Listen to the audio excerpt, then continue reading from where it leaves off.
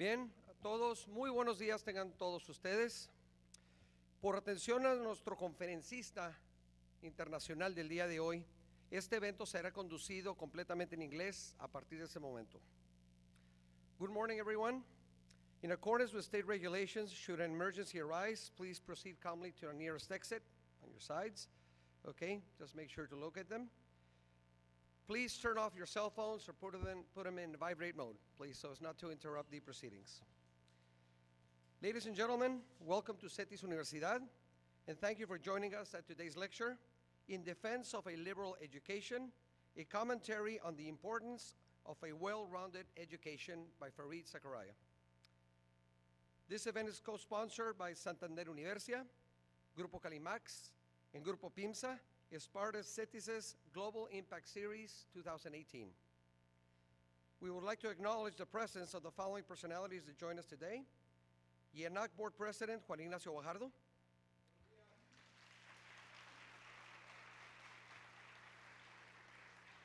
Okay.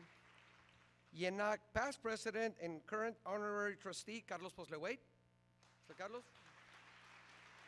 Somewhere in there. He was here with us in the morning. Honorary Trustee Rodolfo Nelson.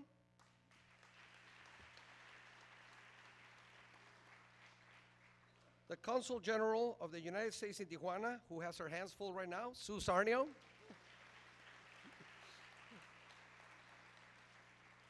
Santander Universidad Director of Institutional Relations, Salomón Amkie.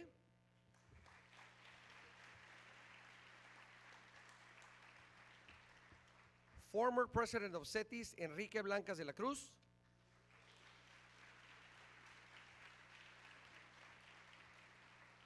Also former President of CETYS, Alfonso Marín Jiménez. He's getting up, there you go.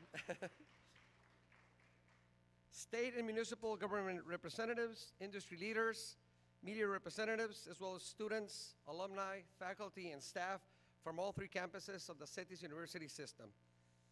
Thank you very much, and thank you for joining us. I would now like to ask Dr. Fernando León Garcia to come here to the podium and introduce our guest speaker for today.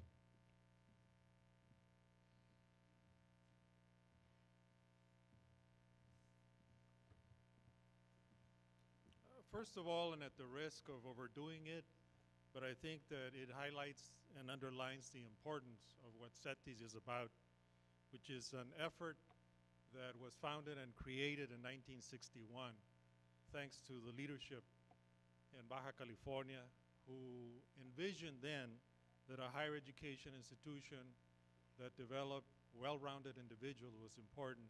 I'd like to just ask all of our trustees who are here present to please stand so that we can acknowledge your presence and applaud your contribution. So all of the CETYS trustees, YENAC, thank you.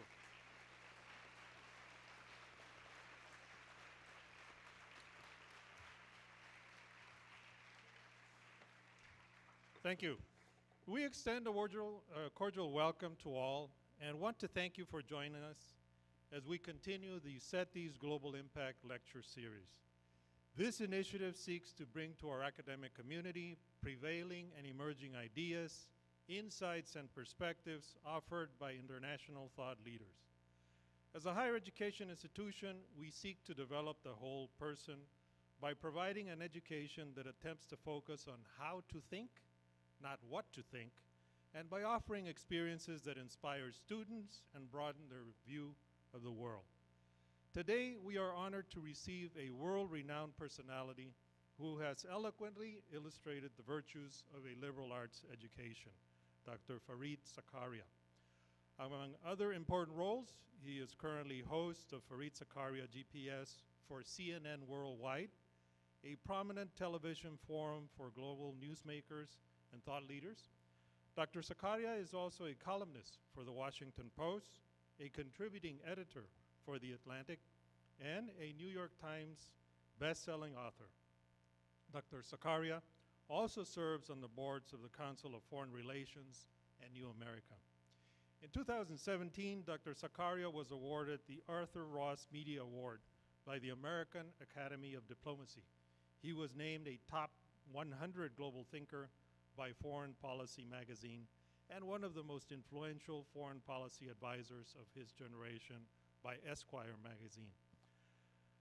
I personally had an opportunity to meet and have a conversation with Dr. Zakaria after a keynote speech delivered at the summit of the Council for the Advancement and Support of Education in New York just this past summer, as we discussed the possibility of having him join us here, which I'd like to highlight: PIMSA on the one hand, Calimax on the other, Universidad Santander, Mexicana Logistics, but also a small group of instigators in the positive sense of the word that includes some of our trustees in terms of the Advisory Council for Human and Social Development, and also a special committee that is working on how to instill ethics, business, and society across the curriculum. So from the US to the European Union to Asia and now to little old Baja California, it gives me great pleasure, and I ask that you please join me in welcoming our special speaker, Dr. Farid Zakaria.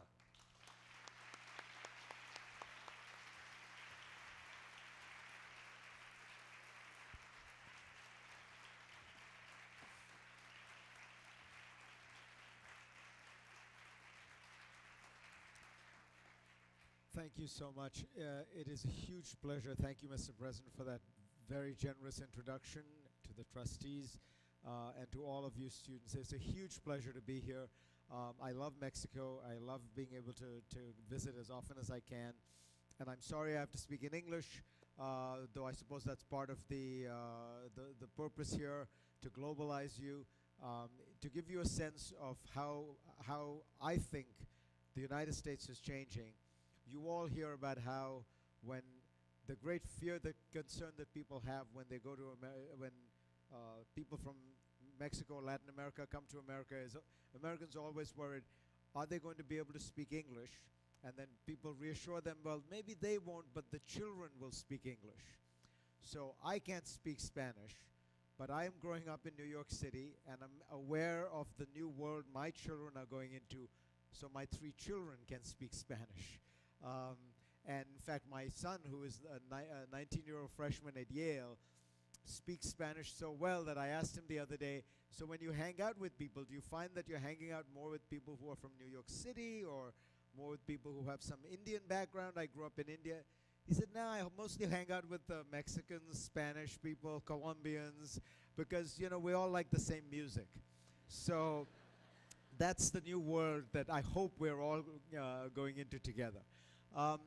Look, what I thought I'd talk about today was just to give you a sense of where I think things are moving in terms of a very practical question that you must ask yourselves all the time, which is, what can I do to best equip myself for the world ahead, for the kind of world I'm going to be moving into?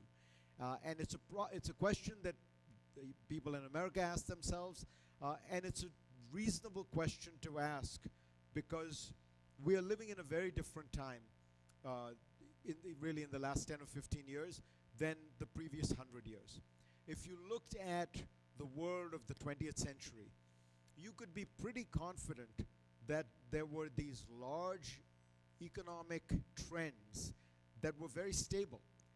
So for example, if you went into the automobile business in the 1930s or 40s, you could be sure that this was a business that was going to be fundamentally unchanged for decades and decades to come. Same with steel, same with almost any of the core manufacturing processes that came out of the 1880s and 1890s. They stayed very similar. Markets may change, some of the production might change, but the industry basically stayed the same. We're now in a world where everything is changing so fast that it's very difficult to know what will be around in the future. If you look at the list of the largest companies in the world today, what is striking is, firstly, just how large they are. Amazon is $1 trillion. Google and Facebook are up there in the $500 billion range. But what was most striking about them, and I think this varies a little because of the stock market, but for many, many weeks it has been true that if you looked at the top 10 companies in the world today, none of them existed 20 years ago. Because they're almost all technology companies. They're mostly American and some Chinese. Alibaba, Tencent, Baidu, none of these companies existed. And that is what is so fundamentally different about the world that we have entered into. Because we're going through one of the great transitions in human history. Just as the Industrial Revolution was a fundamental shift that didn't just have an economic effect, but had a social and political effect, the digital revolution, the information revolution, is going through almost every society, and it is similarly transforming and disrupting the economies, the societies, and the politics. So it's not an accident, by the way, when you see all this crazy politics everywhere. We used to think that other countries had all the crazy politics. Then we elected Donald Trump, and so we think we have the crazy politics, and now I think Mexico is having its own little version of that. So we will all be competing to see who is the crazier politics in the future. But the reason I think this is all happening is because of this fundamental shift that is taking place. And so in that context, people ask, well, what should I do? What should I prepare for? What should I study? And we have moved to a very simple answer, which is everybody needs to become an engineer. And that has become the answer that everyone wants to hear. And it's not just in Mexico, but in the United States, that is the dominant feeling that we need to emphasize what is called STEM, science, technology, engineering, and mathematics. And I totally understand it. It makes perfect sense because in many ways, at the heart of this new transformation that I've been talking about is the information revolution, which is a computer revolution fundamentally, and of course at the heart of that is engineering. But the mistake I think people are making is not realizing actually how broad and how deep this revolution is, that it is not simply a narrow technical revolution, that it is going to transform everything that we do as human beings, and as a result will have much broader effects than people realize. And that means that when it starts transforming everything, you have to actually have an enormous amount of breadth in terms of your understanding of human society and the economy, and you can no longer view it in very narrow terms. So in the 1970s and 80s, when computers were first designed, they really existed to help speed up the existing processes that companies had. For example, something like your payroll or your human resources were just put onto a computer, and it was faster to do the payroll on computer rather than to do it by hand in ledgers. And so people, so the computer technically became very useful. We're of course now in a situation where having computers generate art, generate music, edit movies.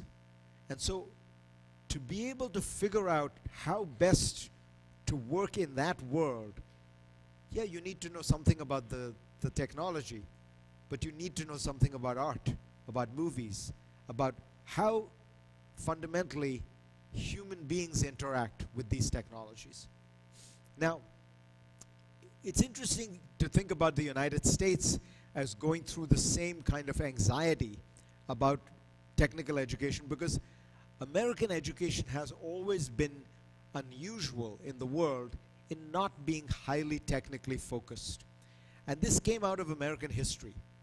You see, when people came to America from Europe in the 18th and 19th centuries, they came out of a world, European education, which was highly technical and trade-based and skill-based.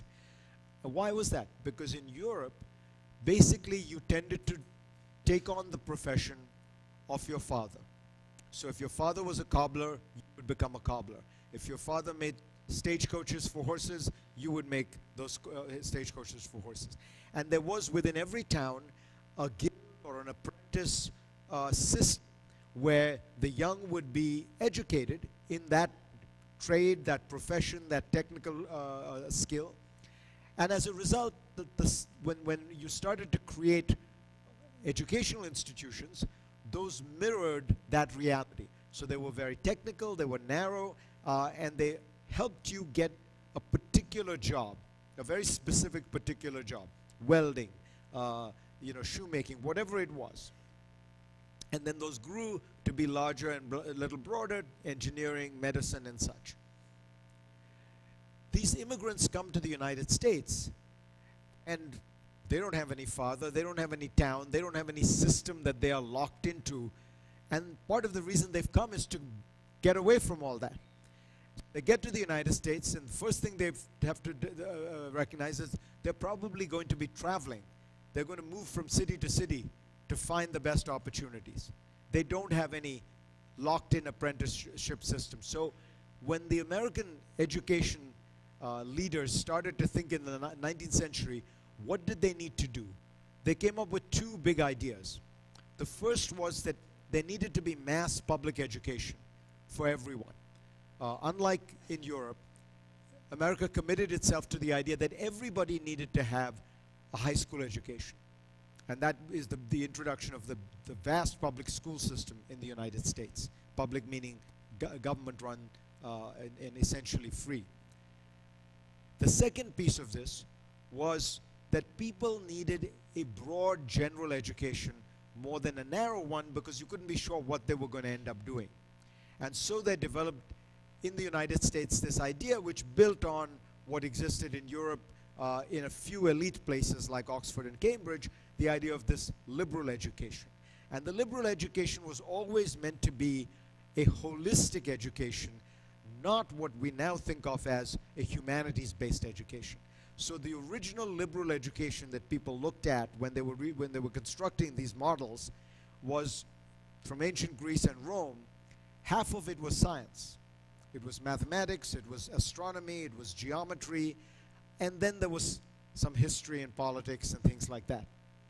And that collectively was called a liberal arts education. It was called a liberal arts education to distinguish it from a craft-based, trade-based, technical education, meaning an education in which you are being taught to make shoes or to do whatever it is that was a very technical, trade-based skill. So it was arts as opposed to crafts, meaning knowledge for a broader purpose, which was to educate you. And that system of American liberal education became the model for a vast number of American colleges, much, much larger group of colleges than anywhere else in the world. And it was this distinctive feature of American education that made it very different from other European countries and soon developing countries. And yet, it is the form of American education that Americans are now very worried about, because they view it as too broad, too diffuse, not specific enough, not focused enough. And why is this happening? Well, this is happening largely because Americans have the same anxiety about this transforming global economy, this transforming technology that probably many of you do. That things are moving very fast, everything seems to be becoming digital, everybody seems to be using computers. I better get a STEM degree, I better learn how to code, right? That has become the urgent cry. Now, the interesting thing to think about, though, if you just step back and ask yourself, look at it historically, is to say, why are Americans so worried? Because if you look around in the world, the United States seems to be doing okay economically, right?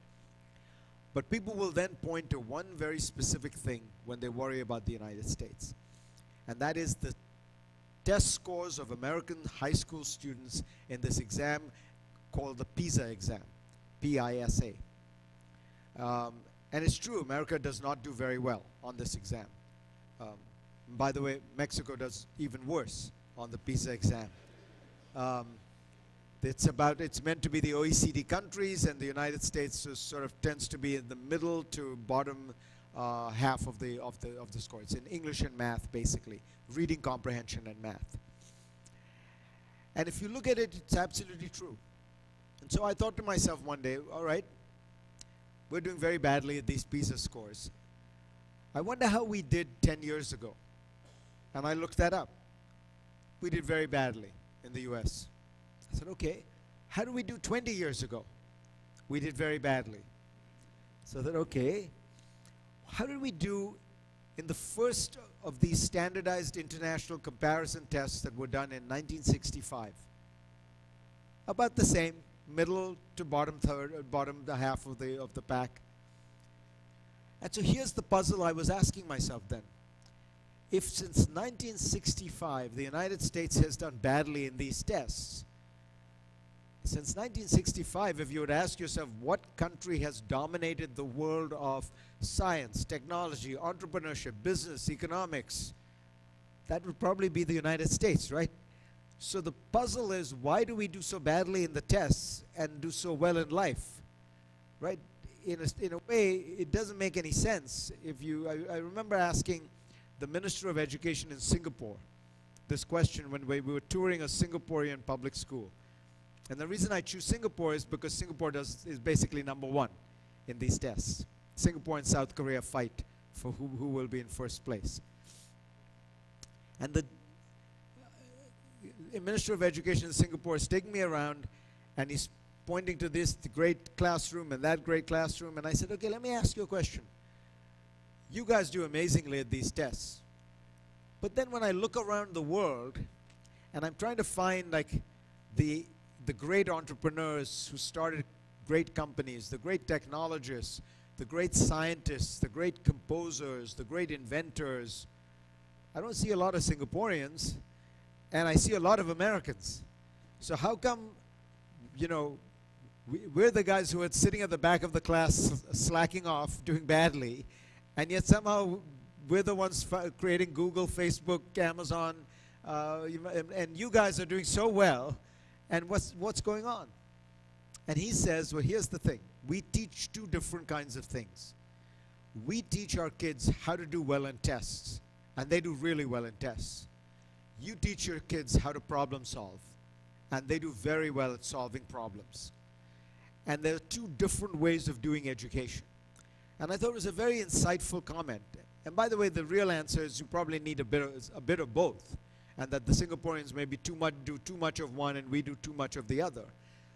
But it's very true that the American system has never been very good at that idea that you would be placed in a formal test-taking mechanism with a body of knowledge, and you would have to produce or reproduce that knowledge on a test. Americans don't do that well. But, I mean, I give you a simple example now, you know, watching my son's cohort at Yale. All the kids who come from foreign countries, they said that they find the Yale experience very difficult because for the first time, they're being asked to write papers in which they're asked, what do you think? Right? Every place they've been to, and this is not just India and Mexico and China, but England and France, and every other place, basically the way you did well in high school was you got a test and you were told what are the answers, and you reproduced the answers. Well, now you get to Yale and they're telling them, here's 5 pages, tell us what you think of the, you know, what is your views on this problem, on that problem? Well, now all of a sudden they have to think, well, I don't know what I think about that. Nobody's ever asked me to have a thought. I've just been asked to reproduce other people's thoughts. And that difference is a very important difference, it turns out, in predicting success in life. Because the problems you will confront as you work are much more likely to be problems where you have to apply your knowledge and skill to solve a particular problem that, you know, that doesn't have a simple 2 + 2 = 4 answer, but it's just one that you have to create and construct. And so trying to find some way to think about this better, I started to look at the other results, and I said to myself, let me think of this another way. What are the other countries that we recognize in today's digital information age as being very entrepreneurial and creative, you know, succeeding in this new world? The two that stand out, Sweden in Europe. This tiny country gets more venture capital funding than Germany or France or Britain per capita. And in fact, even in absolute numbers, Sweden does fantastically. Almost all the European hottest technology companies come out of Northern Europe, come out of Scandinavia. You know, things like Spotify or Angry Birds, all those things come out of that small band of countries. The second one is Israel. Israel is actually astonishing because of the, if you look at companies on the NASDAQ by national origin, number one, of course, is US. Number two is China. Number three is Israel. Now think about that. So number one is the richest country in the world with 350 million people. Number two is the second richest country in the world with 1.3 billion people. Number three is Israel with 8 million people. Okay? So that's punching way above its weight. So I asked myself, okay, how did Israel and Sweden do on the PISA tests? The answer, worse than the United States. Okay? Not as badly as Mexico, I'll tell you. But worse than the United States. And so you ask yourself, okay, so what is it that these countries have in common that is somehow can make you think that there's some common features that explain it? Well, all of them have very open, flexible economies. Very open until recently. Let's hope it stays this way in the US. Open to foreign goods, trade, capital, labor. Open to new ideas. All of them are very non-hierarchical. They're all places where you can very easily question authority. If you think about Sweden, you think about Israel, you think about the United States, these are cultures in which the student can tell the professor, I think that's wrong. The junior faculty member can say to the senior faculty member, I think that's wrong. A junior employee can say to the CEO, I have a better idea of how to solve this problem. That doesn't happen so much in a place like Japan or South Korea. That doesn't happen so much in a place like Brazil, you know. And so that feature of a very open, flexible economy, non-hierarchical workspace, those qualities might turn out to be very, very important. Now, let me be clear about something, because I know some of your professors are sitting here thinking, this guy is telling them to do badly in tests. I am not saying that it is a good thing to do badly in tests. I am an Asian American parent. My kids do very well in tests. My kids do extra math on the weekends. What I am saying is, it is very complicated to predict what produces economic excellence, what produces success. One feature of that is having good, strong technical training in whatever it is. But the other things that are important, this flexibility, this questioning, this ability to be entrepreneurial, are equally important, maybe more important. So think about a country like Japan. Japan has basically the best technically trained workforce in the world. And it does pretty well. But it has lost out in the information age in not being able to be as creative, as powerful, because it has a very closed hierarchical system where it's very difficult to question authority. It's very difficult to start your own company. You know, give you one simple feature that makes this clear: confidence. Cultures in which people have enormous self-confidence clearly do better at entrepreneurship. Why? Well, it's because the hardest thing in the world is to stay with the faith that you have a good idea, that you have something of value to add to a society. And if you think about it, when you look at a country like Germany, where when you go bankrupt, it is a matter of national dishonor. It is a matter of personal dishonor. And you are shunned and ostracized in the community. Whereas in the United States, you go bankrupt, it's just a legal mechanism, and you pick yourself up and move on. And, and if you don't think I'm right, 2 words for you, Donald Trump, right? 4 bankruptcies, didn't matter, right? Now, you can actually, it turns out, measure confidence, because there is midway into the PISA test, they started to introduce a question, which is after people took the math test, they asked them, how do you think you did on the math test? You can imagine what happens in the United States. After doing miserably on the test, they ask the question, and everyone says, I did great. So America was basically, when the first test results came out, they were basically at the bottom of the math scores. But when they were asked how they did, they were at the top. So when these results first came out, the then Secretary of Education said, "I think we have figured out the problem in American education. We are better at teaching self-esteem than at teaching science." And I think that you can make that case, that America is very good at teaching people confidence. I mean, all of you who have kids, and you must see this in the difference in cultures between the United States and Mexico even. American kids are very confident. Even European kids will tend to be much more careful, listen to elders, things like that. But if you ask yourself, what is the more important skill to have when you're trying to found a company? Some technical scientific background or real self-confidence? I would probably argue the second. Because, hardest thing as an entrepreneur is keep maintaining faith in yourself. Maintaining faith when nobody else believes in you. Maintaining faith when your first idea fails, which it almost always will for every entrepreneur, and then you still believe you have something to offer, and so you come up with that second idea, and that third idea, and that fourth idea, right? That's the hard thing to do. And that's what the American system does very well. And by the way, if you want to look at those numbers, so America comes second on the confidence scale in the PISA test, Sweden comes sixth, and Israel comes first. And for those of you who've ever met Israelis, that would not surprise you. Israelis are very self-confident, but that is what gives them that ability to believe that they can start these companies. A tiny country in the middle of the Middle East. So these features turn out to be as important as the strong technical background that countries have. But there's an even broader issue that I think you need to understand about the new digital economy, which is it's very important to understand technology, but it's even more important to understand human beings, because ultimately they're the ones who use the technology.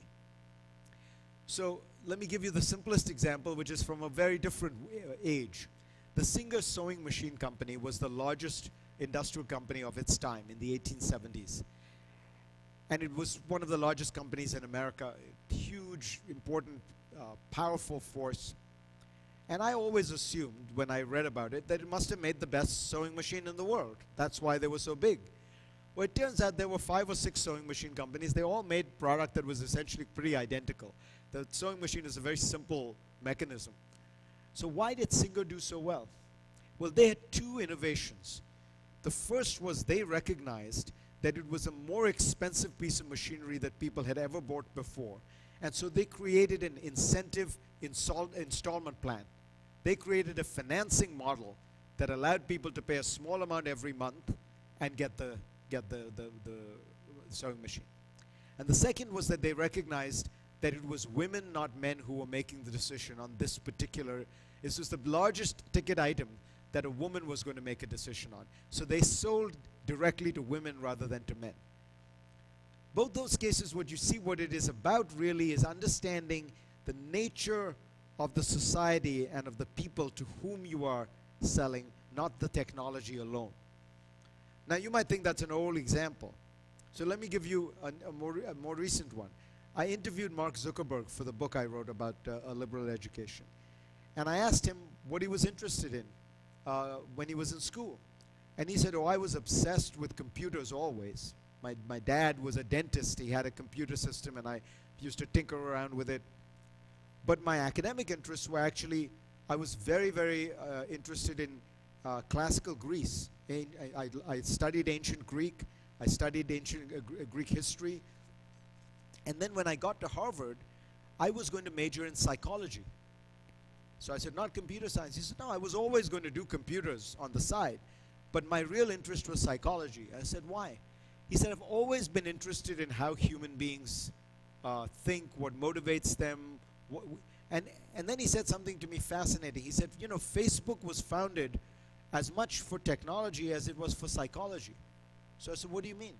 He said that the internet before Facebook was a world of anonymity. If you think about it, before Facebook, when you went onto the internet, it was all these chat groups, these user forums, where your identity was secret, or you could have a handle like Twitter, where you could pretend to be anybody you wanted to be.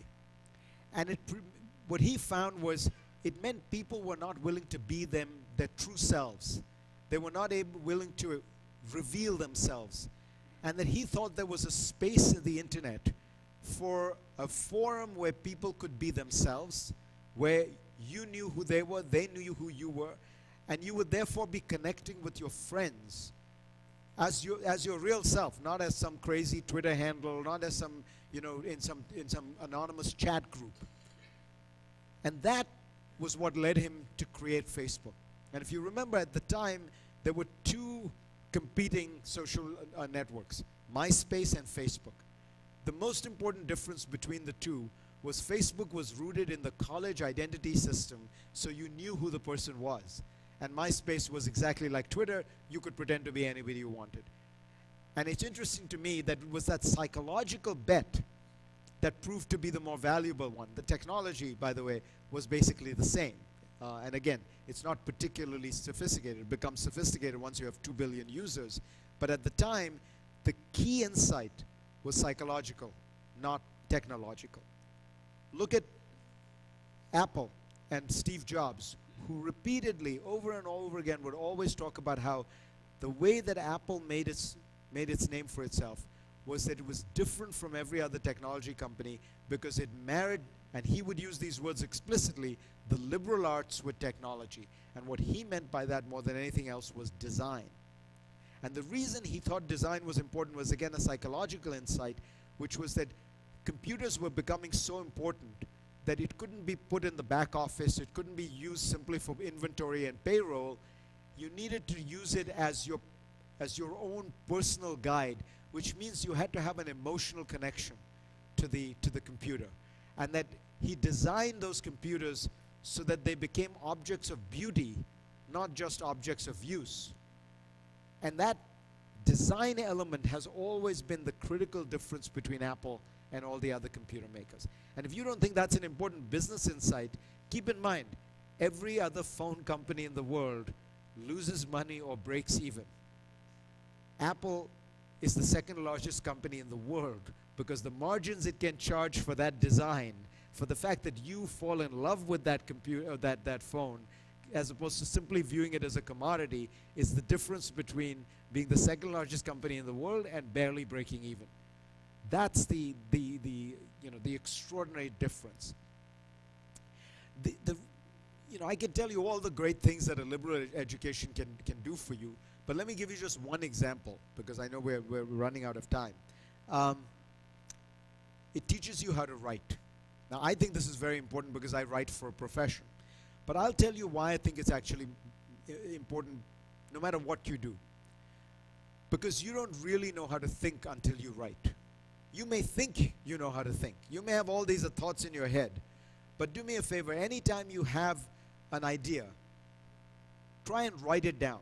And you will discover you actually don't have an idea. You have one quarter-baked thought that you think is an idea, but you don't have any evidence for it. You don't have a logical chain for it. You haven't kind of explained how point A leads to point B, leads to point C, leads to the conclusion. And you don't know how to communicate it to anybody but yourself. It's all sitting in some kind of stew in your head, but nobody else is ever going to be able to understand it.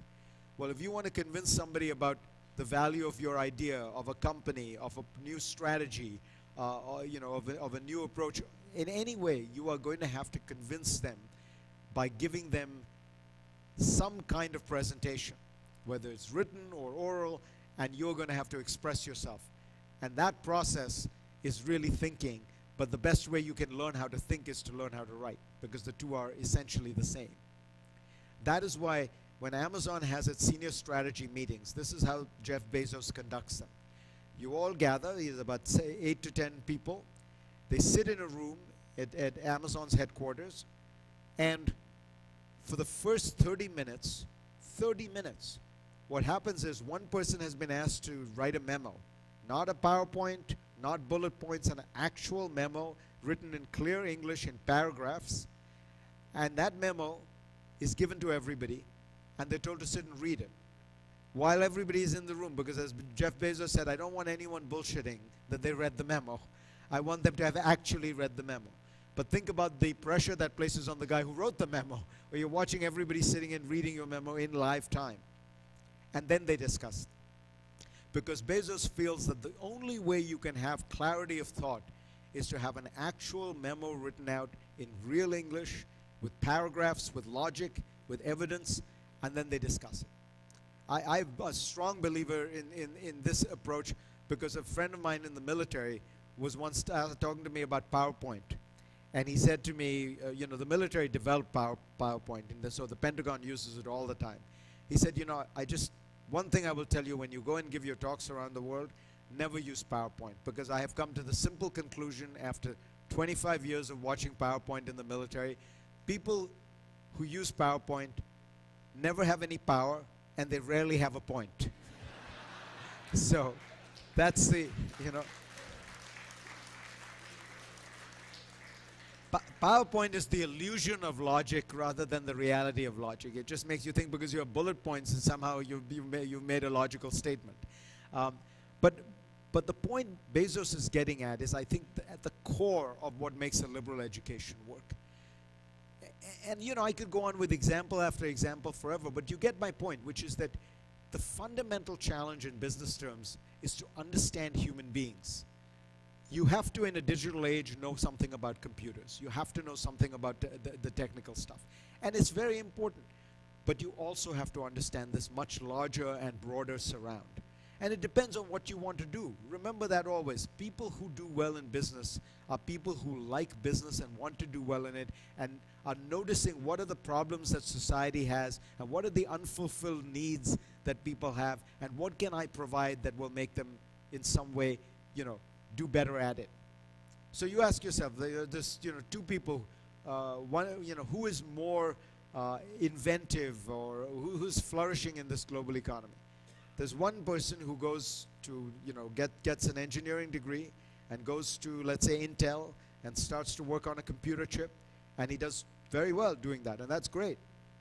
And then there's this other guy who is a humanities major who travels in Italy, and he discovers these coffee shops in Italy where people hang out after they leave work and before they go home, in the morning and in the afternoon.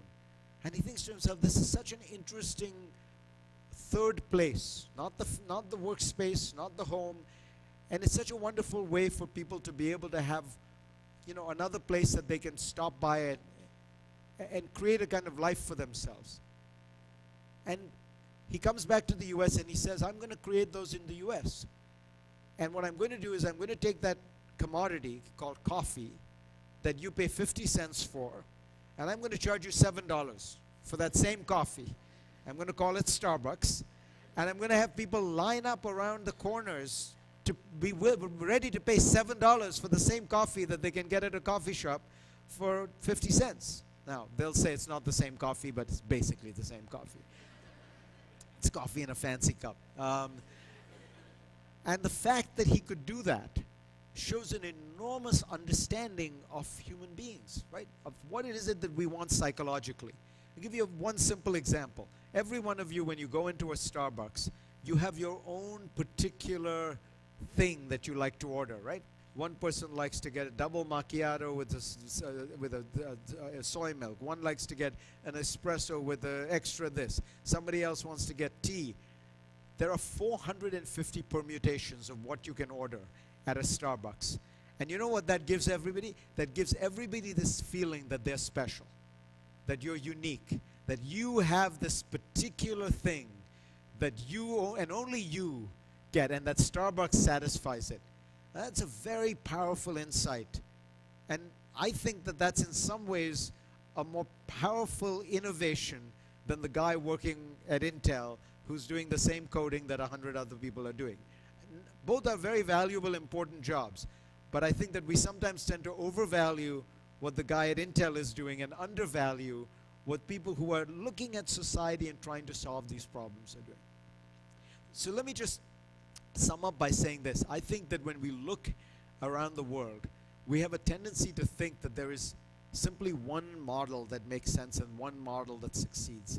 And the world we're entering is actually one that is changing that very dramatically. So you think of the United States as the dominant scientific, technological power of the age.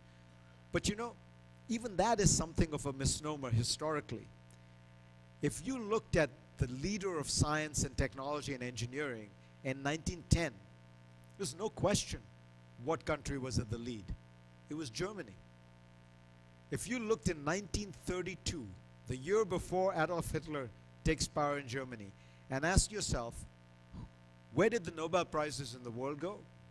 Germany had won more Nobel Prizes in science than Britain and the United States put together.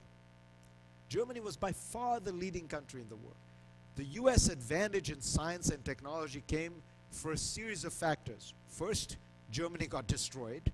Second, some of the brightest people in Germany, many of whom were Jews, left Germany and came to the United States. If you look at the American scientific establishment from the 1950s and count how many of those people are emigres from Europe, particularly emigre Jews from Europe, the number is astonishing. And the third is because of the Cold War, the United States government put massive amounts of money into funding of science and technology. The whole moon mission, for example, was a response to the Soviet Union going into space with Sputnik. So those were very particular features that have largely worn out. And what you're seeing now is the rise of an extraordinary scientific and technological capacity in China, in India. In many of these places, the innovations are equal to and greater than what the United States is doing. The revolution in financial technology in China far exceeds that in the United States. If you look at what is happening with biometric ID in India and 4G telephony, it is in many ways more innovative than what's happening in the United States. If you look at the cashless economies of Northern Europe and the Baltic republics, much more impressive. So when you think in Mexico, what can you do? I think the truth of the matter is you're entering a world in which there are limitless possibilities. You have extraordinary new opportunities. You just have to recognize the important thing you have to ask yourself is, do you understand the world you live in? Do you understand what is going on? Do you understand human beings?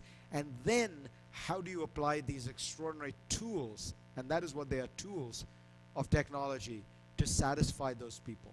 At the end of the day, the message I'm giving you is a very simple message. Ultimately, what matters is the human being.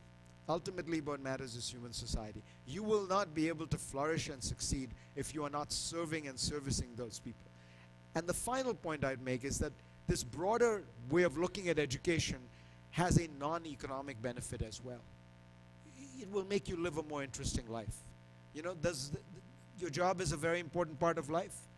If you add up the amount of time you will spend outside of your job, that is much, much longer.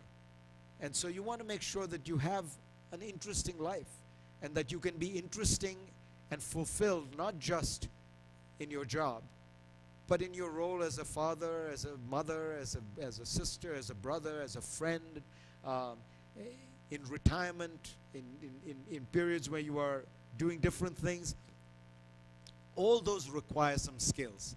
And so think about this period of your life as building all those skills so that you create a life for yourself that is rich and profound. And the final point is that when you think about living in a democracy, as you are in Mexico, these skills are incredibly important for your civic responsibilities in a democracy. You know, this whole idea of a liberal education first came from the Greeks. And the reason it came out of Greece was, until then, basically people had simply trained their children in very narrow ways to do what their parents had done. If your father was a hunter, the son was trained to be a hunter. If the father was a fisherman, the son was trained to be a fisherman. In around the 4th century BC, in Athens, they began to experiment with democracy. And it was at that point that the Athenian City Council said, if we are going to ask our people to take part in government, we have to educate them to be citizens so that they can responsibly exercise their role as citizens. And that is the actual origin of a liberal education. It was to educate people to be citizens. And I think that task is as important today as it was in the 4th century BC. Thank you all very much. Thank you. Thank you.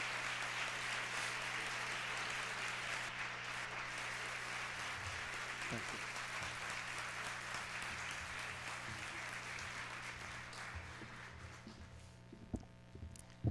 We would like to thank Dr. Zakaria for his valuable insights, and now we have time for a few questions from the general public. Who out there is brave enough to venture a question? Okay, right here. Microphone? Here it comes, behind you.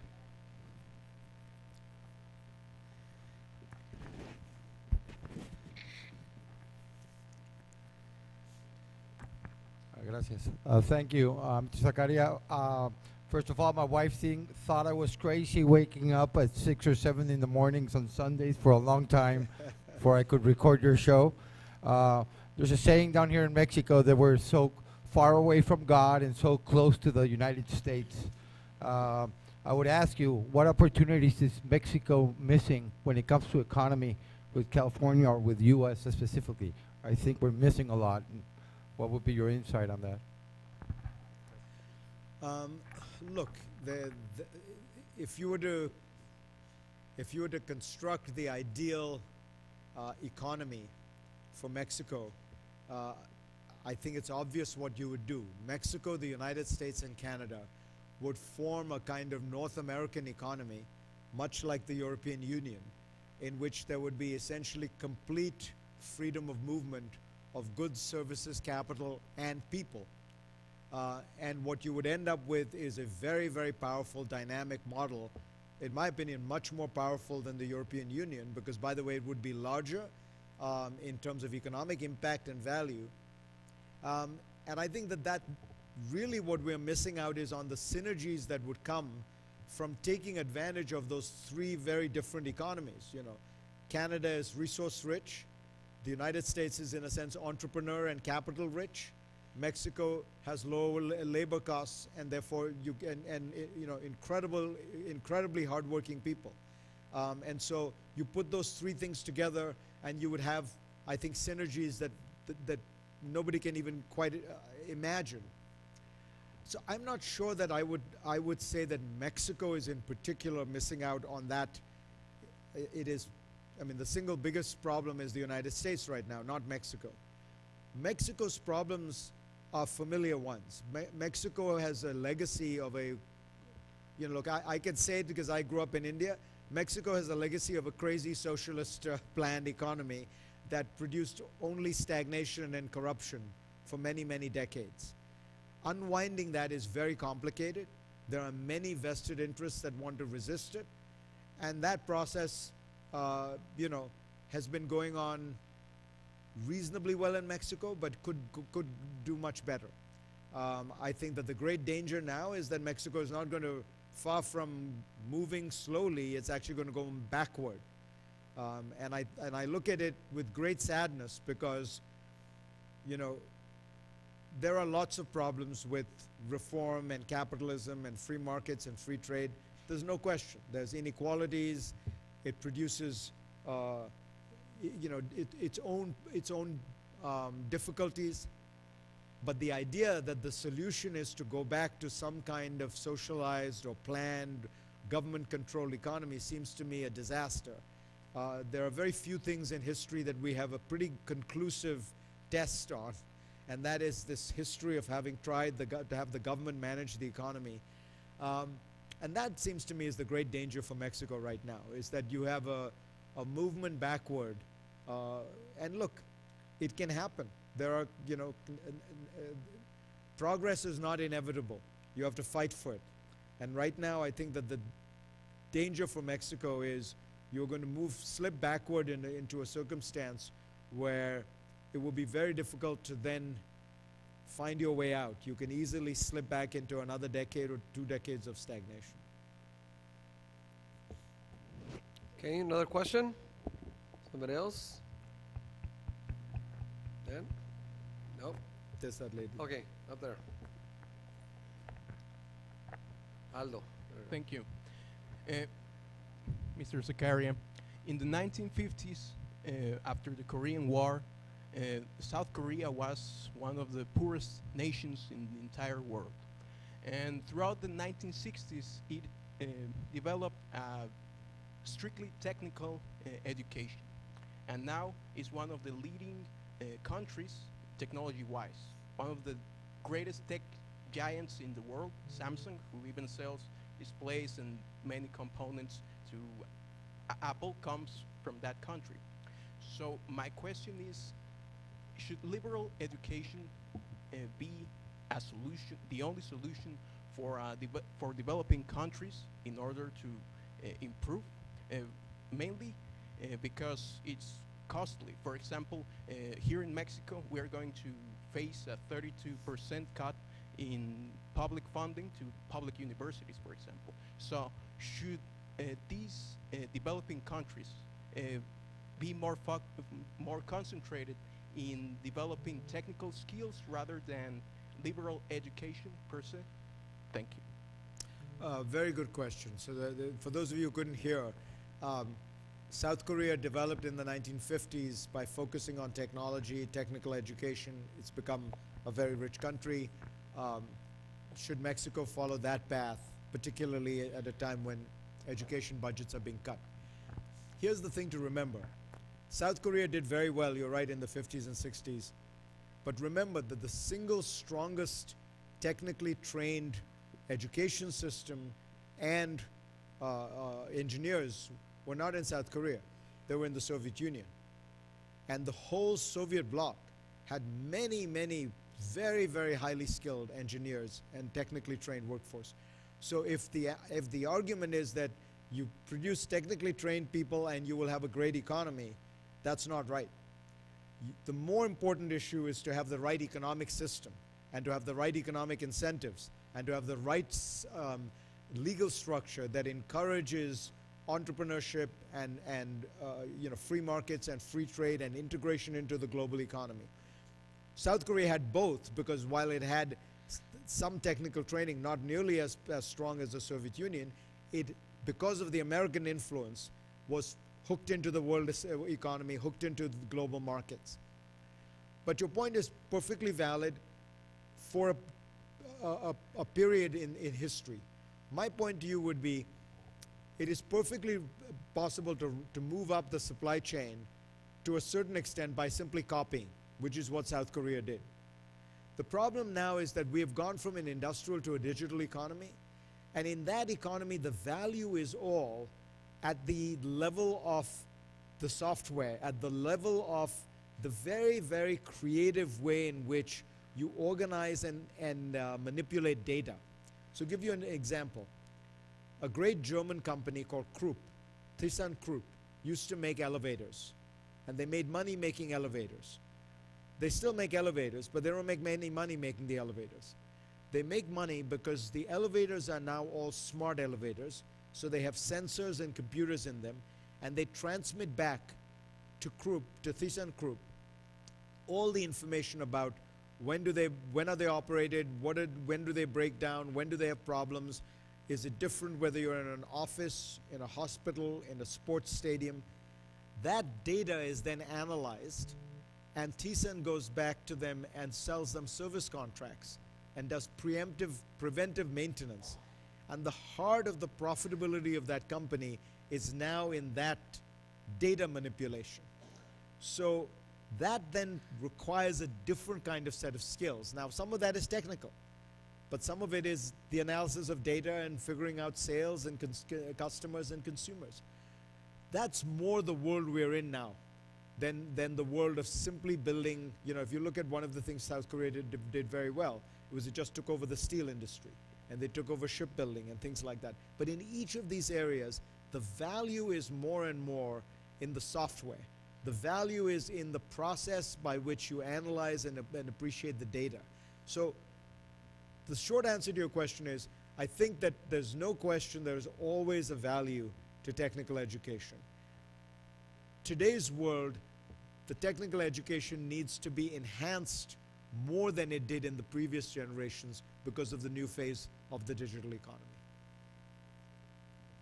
Okay, another I question? think there was a lady over there, yeah. Oh, somebody right there. Oh, Or two ladies, Stand up. excellent. stand up. Ah, Yep. Hi. Okay. So we live in a world where not only the economy is changing, also the environment. Do you believe capitalism will have a good effect or a negative effect on the environment? Is it part of the solution? Like, will capitalism help the environment, or is it part of the problem? Well, it's a great question. I mean, the truth is, of course, it's both. We have had so if you look back over the last 10 years and you would ask people, there's going to be a technological revolution around energy. Everyone would have agreed, and what they would have meant was solar, wind, all these new fancy green tech stuff that we all like. But the real technological revolution that took place in the last 10 years was the technological revolution in the extraction of oil and natural gas, which made it much easier to extract much more oil and natural gas from places you previously had thought you couldn't get it. And that's fracking, that's tight oil.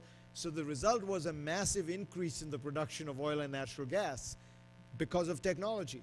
If you look at what these companies now do, I mean, they go 1 mile down and then they go 1 mile sideways, and they're extracting oil and natural gas from the middle of rocks and pumping water into it. So that part is net bad for the environment. But there is also a technological revolution taking place in solar, in wind, in batteries, and that is going to have a very profound effect. I think that you are going to see, for example, electric cars become routine.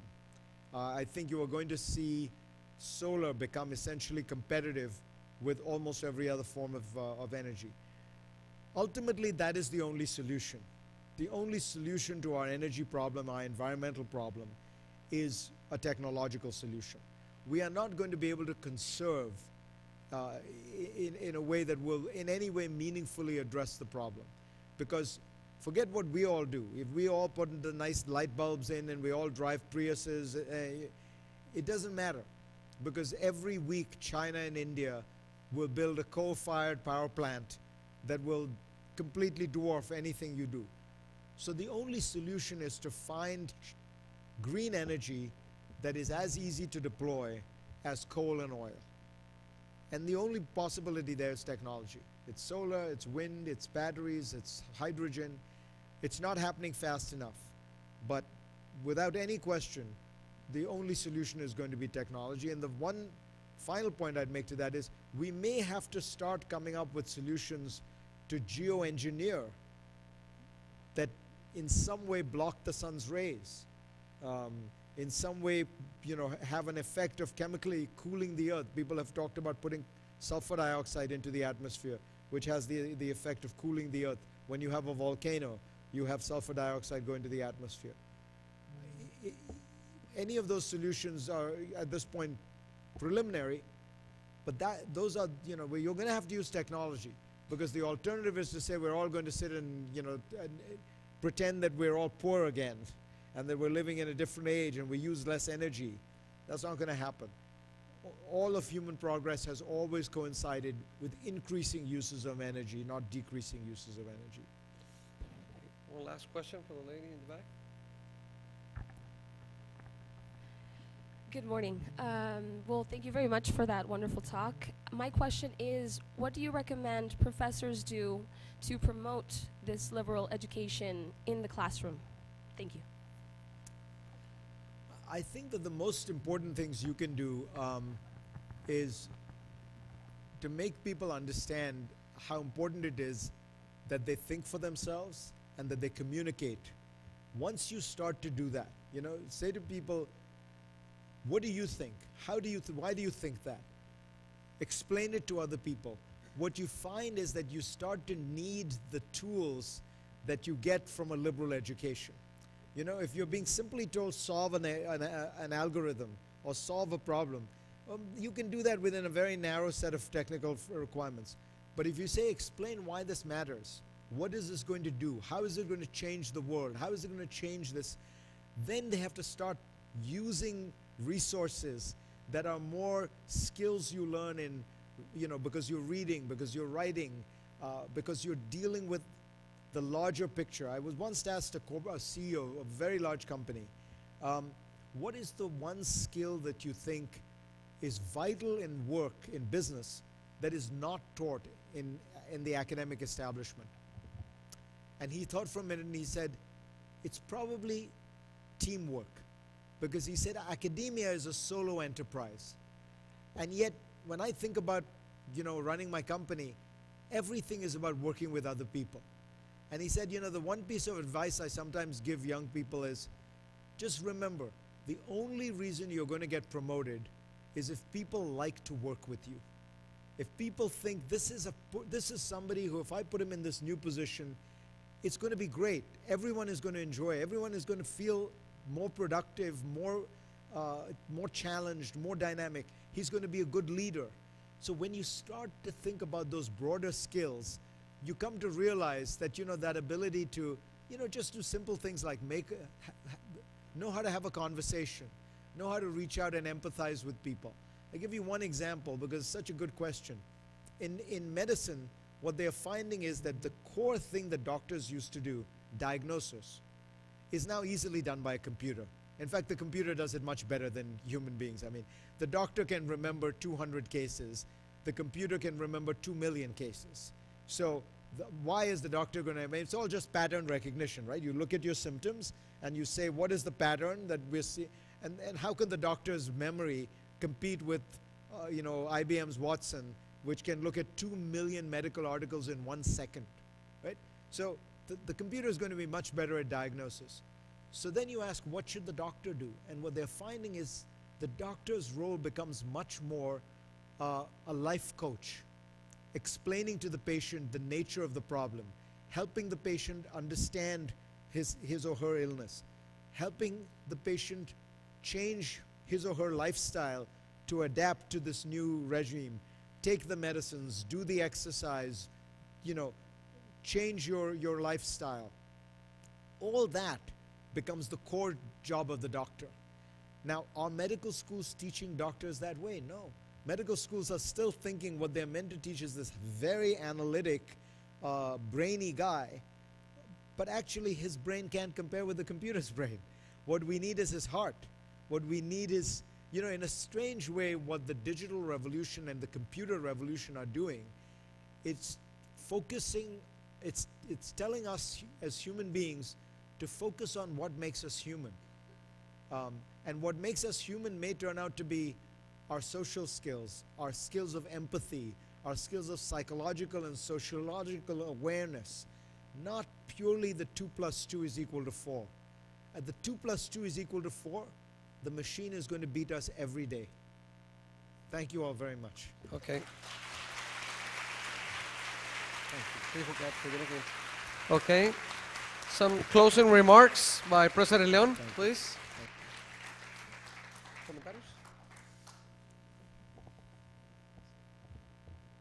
Okay, and now we have a couple of our best and brightest students that provide just a token of appreciation for your visit.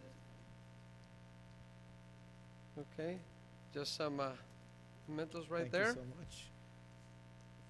For Dr. Zakaria. Oh, excellent. Excellent.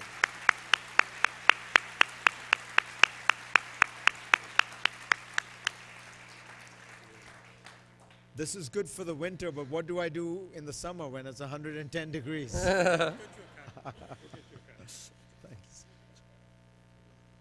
Thank you again. Okay. Thank you. Maybe I can...